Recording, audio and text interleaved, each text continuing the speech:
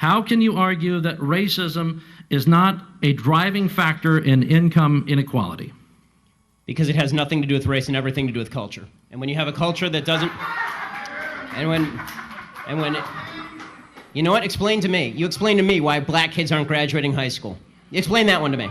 Explain to me why black kids are shooting each other in rates significantly higher than whites are shooting each other. Explain to me why 13% of the population is responsible for 50% of the murder. Explain to me why the number of black kids in prison, not for innocent reasons, not for walking down the street and getting pulled into a prison, is so high. But if you are going to dictate to me that I'm supposed to pretend that men are women and women are men, no. My answer is no. I'm not going to modify basic biology because it threatens your subjective sense of what you are.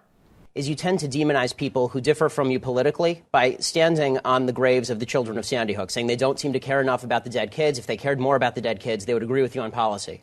Okay, and you've got a bunch of fascists, damn fascists on this campus, who are trying to shut down political debate and trying to cloister themselves in this little cocoon of stupidity so they don't have to debate anyone or think about issues outside their kin so that they can feel comfortable. Guess what? Life isn't about feeling comfortable. Life is about bettering yourself. Get off your ass, you stupid pansies. When you say money in politics is bad, again, I ask you, Buddy Roemer gave you $4 million to start TYT. What did he expect in return? Should he not have given you money? Was the money not speech? It was just money, after all. It's just like a hooker, I assume. So are you the prostitute? How did this work?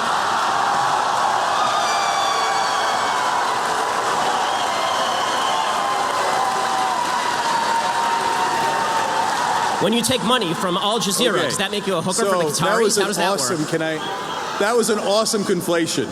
Explain, if it has nothing to do with culture, explain to me why the single motherhood rate in the black community jumped from 20% to 70% in the same course of time that the civil rights movement has made such tremendous strides. Is America more racist now than it was in 1960? And if it is, please explain to me how that happened. Being transgender is about the bravest thing you can do.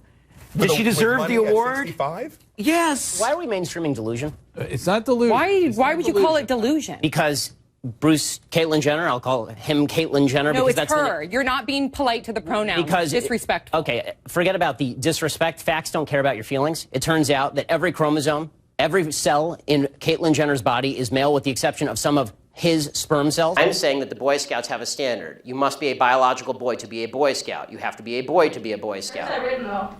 In the name Boy Scouts. So you don't know what you're talking about. You're not educated on genetics. Would you actually like to discuss the genetics or no? Well, no, what no. are your genetics, sir? Zoe, I'd stay away from the genetics and back to the brain scans. You cut that out now, or you'll go home in an ambulance. Yeah, that seems mildly inappropriate for a political discussion. No, I know. Well, but wait. To be fair, you're actually being kind of rude. And that's not fair. I'm sorry, it's not rude to say that someone who is biologically a male is a male. Someone who is biologically male is a male. Do I seem like a physical threat to anybody? The last time I was in a fight, I was 14 years old. I was 2 years younger than everybody else in my high school class, and I was getting my ass kicked about what happened in Sandy Hook. How dare you accuse me of standing on the graves of the children that died there? How dare you? I've seen you do it repeatedly, Piers. Like I say, how dare you? Well, I mean, you can keep saying that, but you've done it repeatedly. What you do, and I've seen you do it on the program, is you keep saying to folks that if they disagree with you politically, then somehow this is a violation of what happened in Sandy Hook. And you have yet, I'd really like to hear your policy prescriptions for what we should do about guns. Because you say that you respect the Second Amendment, and, you know, I brought this here for you so that you can read it. It's the Constitution. And I would really like for you to explain to me what you would do about guns that would have prevented what happened in Sandy Hook. I reject state socialism personally. What I'm referring to is specifically, for example, the term given is worker cooperatives. The most prominent example, the Mondragon Corporation in Spain, owned there is no investor or capitalist group that owns the profits. When the company turns a profit, that profit is distributed among the workers, some 80,000 employees. It's a wildly successful corporation. I mean, is it a voluntary association? Is there any cramdown happening? No, there's not. Then good, it's capitalist. That's not socialist. It's not.